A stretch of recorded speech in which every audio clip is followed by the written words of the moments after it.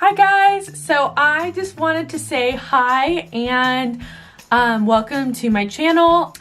I've been doing Rach Goes 90 for about 5 months now, since August of 2018, and I have loved it. I started doing it just because I really liked thrifting. I would go all the time and I was like, why don't I just sell some of these things? Like, it would be super easy just to start an Instagram and sell it, like the clothes. Basically, this video is for anyone who wants to start their own Instagram thrift shop. So let's just dive in.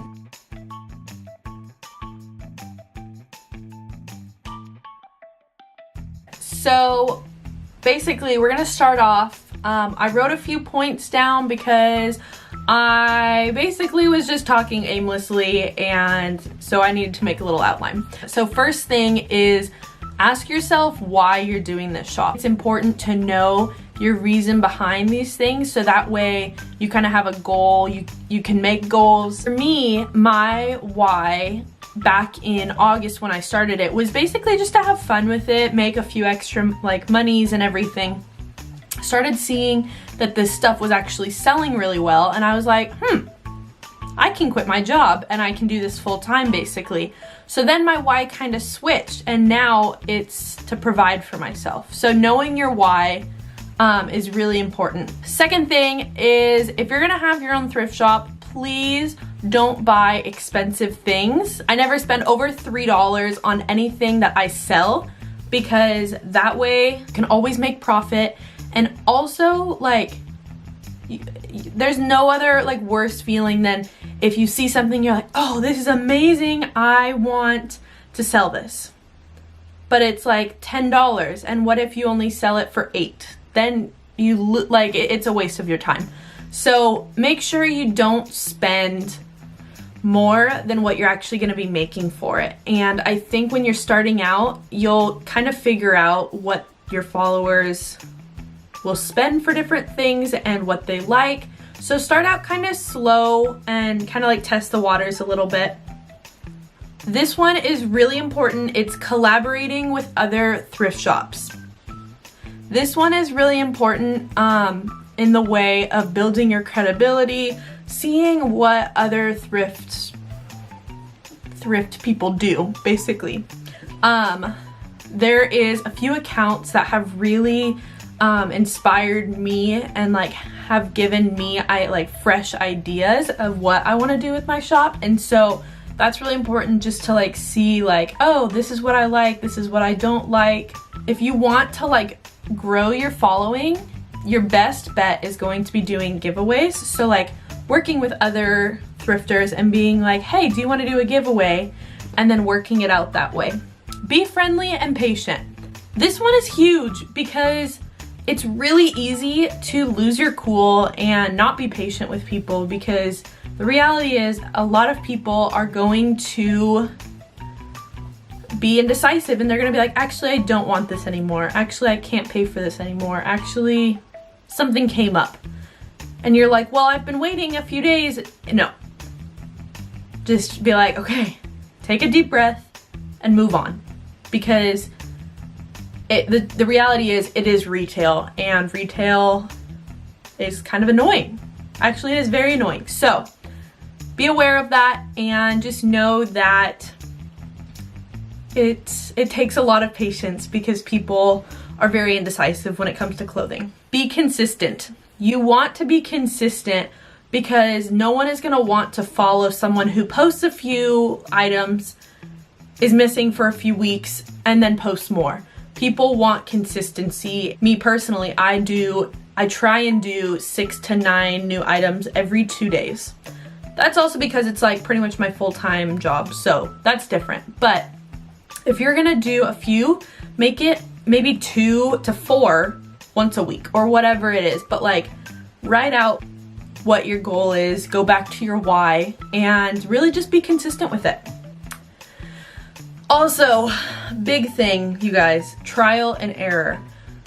The first month of me doing this, it was actually very frustrating, because I was figuring out what my followers wanted, what my followers didn't want, buying things that they did not want at all, and then different things that they did. And so I had to learn through trial and error what works, what doesn't. Also with shipping, how much to charge for shipping, and it's going to take trial and error, and you can't just expect to like be perfect right off the bat. Now I'm going to be answering some questions that I've received about your own shop and everything like that. Questions. How do you decide how to price shipping? And this is going back to the trial and error thing. You're going to have to figure it out on your own. There's no how-to things exactly. T-shirts are going to be anywhere from $4 to $5. Sweaters are going to be around $8 if you use the right packaging and stuff like that. What motivated you to make this account and why? Oh, I kind of shared it already, but basically loved thrifting. I love making money and I love being able to work from home.